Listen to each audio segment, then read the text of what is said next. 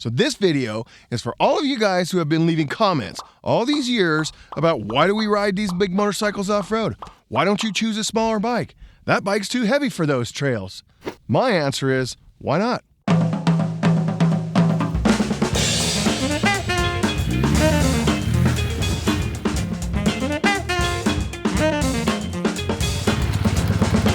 So let me explain. I ride this big motorcycle off-road because I developed the skills over the years to be comfortable with it.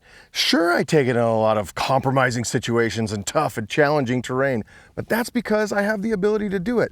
So I didn't always ride big bikes like this off-road. But once I started, I didn't even have the skill set to do it. It was tough, it was challenging. And let me tell you, I didn't like this brand at first. I thought, why the heck would anybody take that huge thing off-road? That's way more of a street bike. There's some truth to that. And I'll tell you what, over the years, what I've developed are skills to help me out. I was practicing the fundamentals. I was going up and down that hill that was giving me a hard time. I was going back and forth between that sand wash that was giving me a hard time. It's not like all of a sudden one day I just said, oh, now I can ride a big bike off-road. I had to work on it. It took a while. It wasn't always easy, but it was worth it. These big GSs are awesome touring bikes. It doesn't matter if I'm laying down 150 miles of tarmac or 150 miles of nasty, sandy, uphill, downhill, rocky trails. I choose the big GS to travel on. I can cruise at 80 miles an hour all day long and it's comfortable. It also has cruise control, so my right hand doesn't get tired. I also like the fact that it can carry a lot of luggage. It's nice, depending on the type of tour that I'm on, I could vary my luggage capacity, camping, not camping, hoteling, whatever. I've got a lot of room and the capacity to carry much more weight. So I'm not sure, I think this is like my 7th or 8th GS. I just love these motorcycles from a maintenance standpoint. These are very reliable. This motorcycle has over 50,000 miles on it. My last one I sold with 49,000 miles on it. The one before that, 75,000 miles. The one before that, 64,000 miles. You get the picture. These are great bikes. They last a long time, easy for me to maintain. I am not a mechanic. I'm a trail fixer. I keep getting GSs because it's easier for me to maintain and they're very reliable. These big GSs are heavy. I like that in a lot of situations. It's much more stable. I feel better and more planted on this motorcycle when I'm riding it, especially when I'm riding it fast. I feel much better on it than I would maybe a KLR 650 or a KTM 500 DXC. Now, a bike like the KTM 500 or the DR 650 is much easier and much better to ride in the gnarly stuff, especially if I have to pick it up 10 times a day.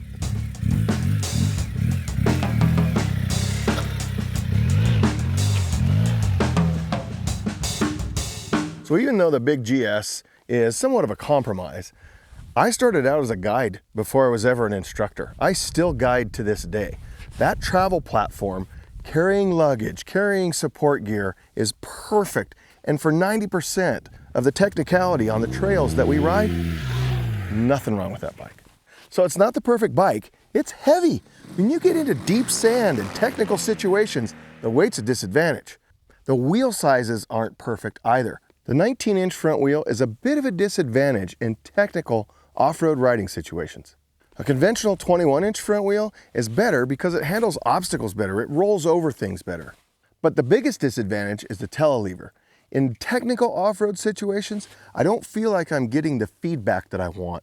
A conventional fork will let me know kind of how I need to react with the road or how I need to react with hard obstacles or steep obstacles or big steps. I just don't get any feedback from the telelever. So every time I hit an obstacle, it feels like I'm running into a cinder block. Not a good feeling.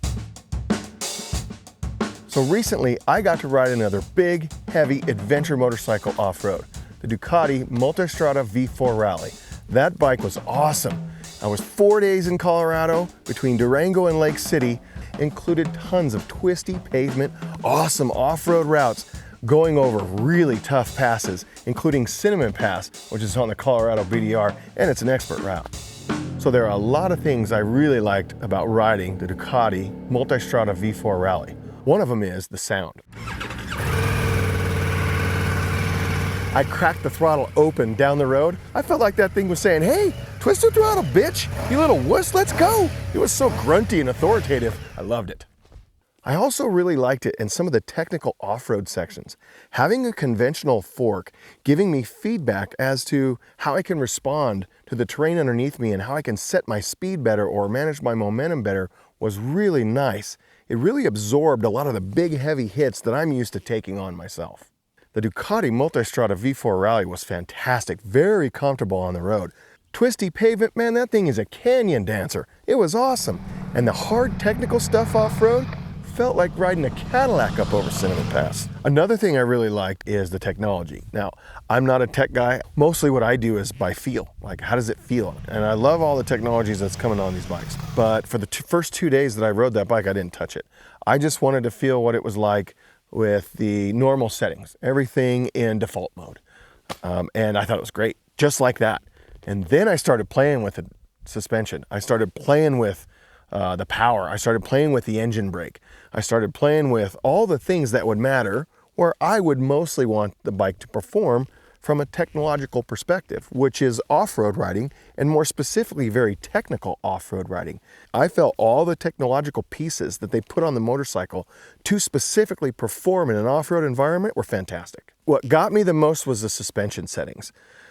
I'm not used to having the ability to dial in the suspension one click to the next, whether it's soft, medium, or hard with the front and back, and set them so that they level out instead of making one hard, making one soft, front or back. I really liked the leveling, and I really liked how it responded, whether I was riding really fast on-road, twisty pavement, or I was riding technical stuff off-road where I needed to be maybe a little more plush and not so harsh.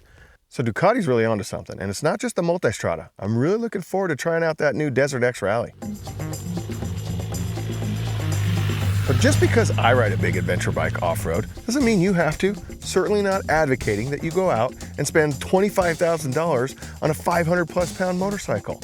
But with a little effort and some training, you can definitely handle a big heavy adventure bike off-road. So for the rest of you, keep the comments coming, because I'm going to keep riding the heavy adventure bikes.